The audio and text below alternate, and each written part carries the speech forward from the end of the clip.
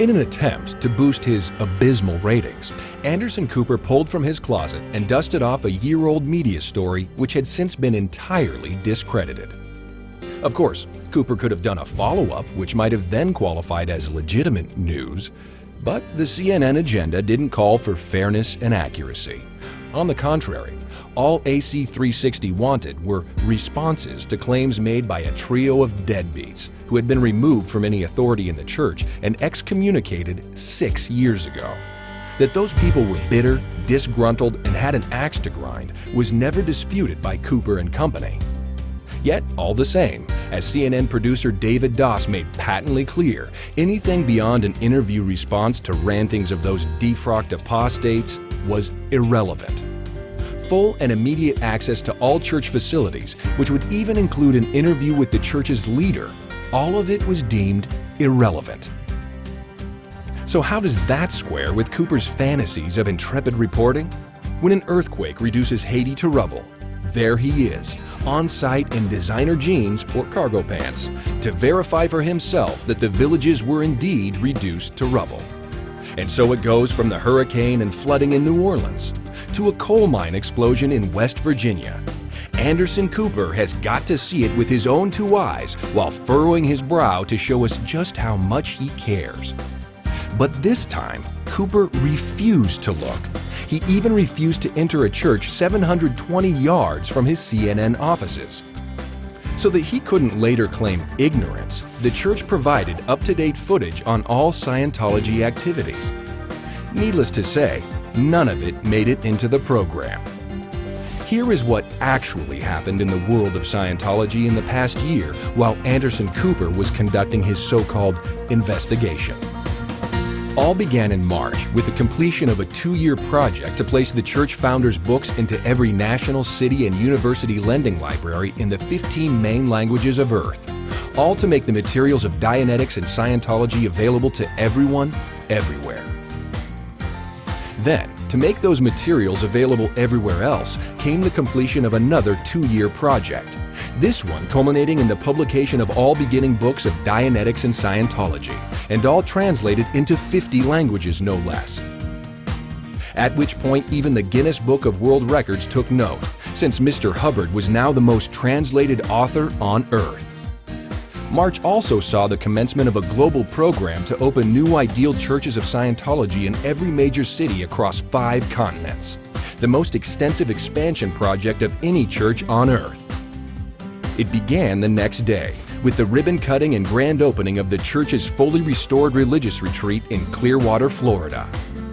It's the church's spiritual headquarters, drawing parishioners from 120 nations and also serving the local community for hundreds of civic events.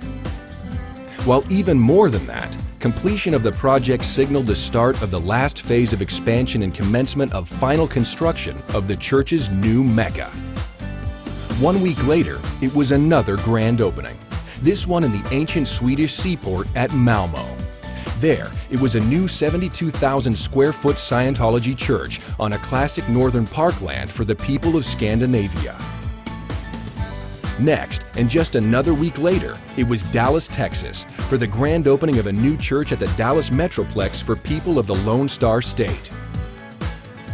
Then, and still in April, it was Nashville, Tennessee, for yet another grand opening, this one in the fully restored historic landmark now home to a Church of Scientology and Celebrity Center for Music City, USA. Then came June, and the annual convocation of Scientologists aboard the Freewinds, a week-long series of events transmitted to Scientology churches and missions world over.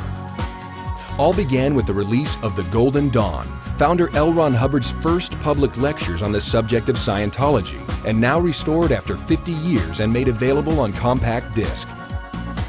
And if that signified an historic achievement to every Scientologist, next came the announcement of a 4.5-hour book on film of Mr. Hubbard's seminal work, Dianetics, the Modern Science of Mental Health. It's all about providing visual instruction on the theory and practice of Dianetics to anyone, whether right in the home or even on the internet. While as for that expansion program and the parade of new ideal churches, it was the acquisition and announcement of new church advanced organizations to stand at the pinnacle of every continental zone.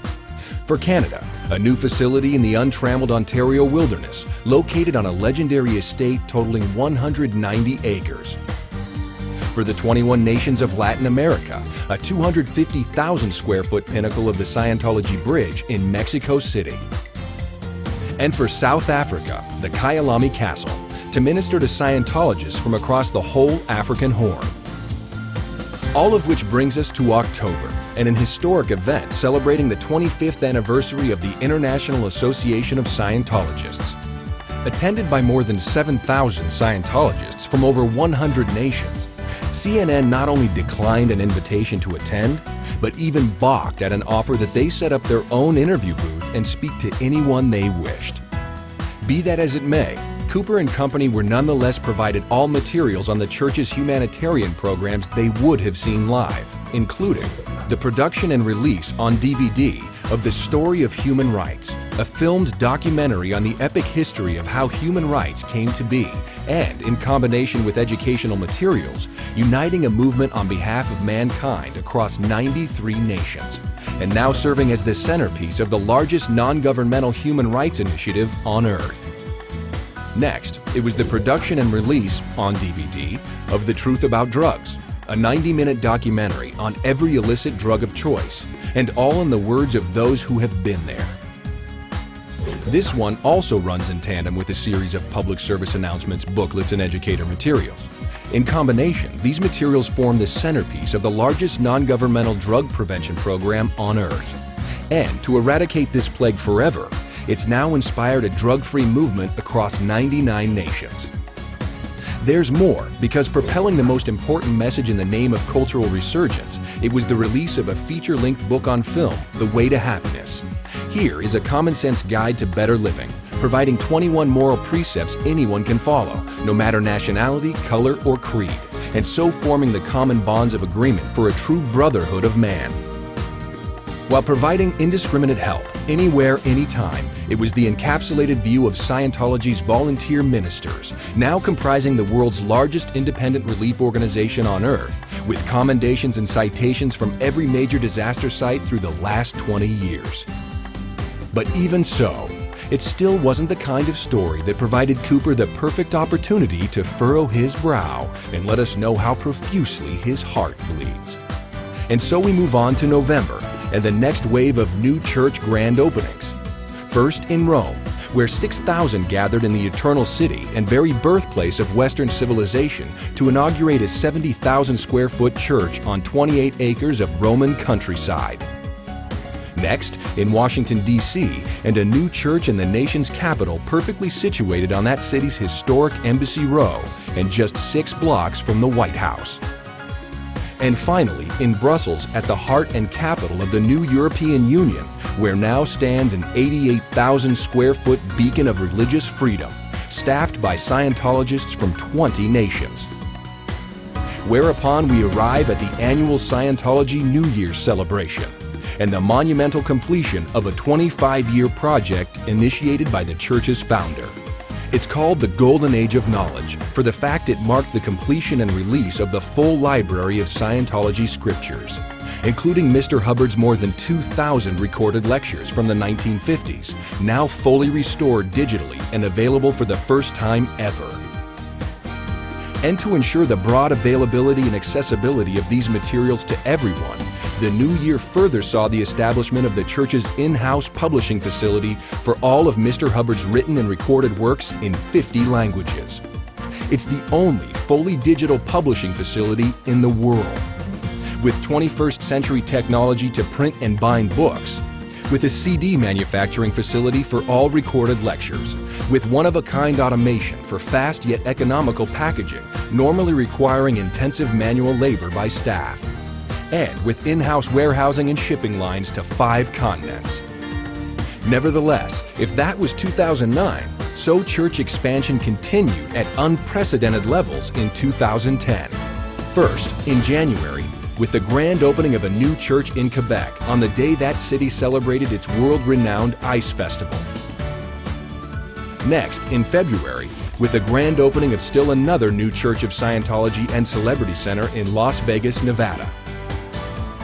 And finally, in March, with the completion of the model Ideal Church of Scientology on Sunset Boulevard in Los Angeles. All of which brings us back to Anderson Cooper and his 5-part series that appeared out of nowhere 1 week later. Because if everything you've just seen is unfamiliar, that's because none of it, not even a mention of it, ever appeared on AC 360. And yes, Cooper was in possession of all of the footage.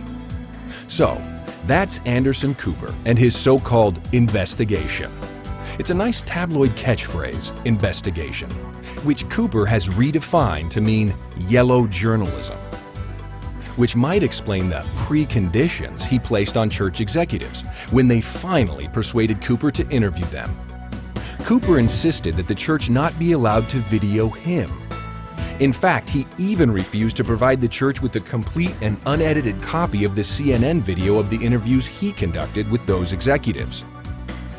He wants no public record of everything he was told and yet omitted from his broadcast, lest the whole world see what a hack he really is. After all, if nothing related to Scientology was relevant, not its humanitarian agenda and social rescue programs, not its meteoric growth and parade of new churches, if none of it was relevant to the AC 360 story, then why didn't Cooper at least tell his viewers this? I dabbled with this story for a full year and repeatedly refused invitations to visit church facilities, any and all of them. I determined before even contacting the church that I wouldn't accept their information and told them as much just to ensure they had every reason to distrust me. In fact, I only agreed to interview church executives after they twice flew cross-country at their own expense to persuade CNN corporate to force me to interview them. While, on the other hand, CNN paid for all air travel and accommodations for all anti-Scientology sources. And when I finally did interview those church executives, they told me all sorts of relevant and interesting facts concerning my sources, but I didn't include any of it. Which is the beauty of not doing a live program. You only hear and see what I want you to hear and see. Yes, why didn't Cooper tell his audience all that? All of which begs the question, how could CNN present Scientology while ignoring everything that's happening within the church and still get away with calling itself the most trusted name in news? Although, for that matter, how does Anderson Cooper get away with reporting from disaster sites in silk t-shirts to blur the line between anchorman and male model? Well, the answer to all the above questions is simple. For reasons best known to himself and a secret to all others, Cooper has never seen a bitter, busted, and disgruntled anti-Scientologist he didn't like. In fact, the more outrageous a liar, the better. And so he gave you someone who used to work on church construction projects but now repairs used furniture. Someone dismissed for serial sexual misconduct and who also now refurbishes junk furniture. A member of a cyber-terrorist, mask-wearing cadre who is opposed to the entire religion of Scientology. Someone who's convinced he created the universe and claims he is Jesus and the Buddha. Literally. Someone who is a self-admitted perjurer and whose best good buddy, his words, is a man who beat him brutally and would have killed him without the intervention of 5 men to stop it. And someone who refers to himself as Kingpin, who calls all the lunatics you've just seen his posse, who committed repeated acts of violence after he was removed for misconduct, including almost killing the beer drinker you just saw, and who is also a self-admitted perjurer. A fact Cooper knew, a fact contained in his taped interviews, but something intentionally omitted in his broadcast. And oh, the 3 men you've just seen, best described as thugs, claimed on air to Cooper they aren't in coordination with each other, corroborating each other's stories. Yeah, right. Even though they mimic each other right down to their facial hair. 2 starkly different versions, only one of them can be the truth. Someone is lying. Yes, somebody was lying, and Anderson Cooper didn't care.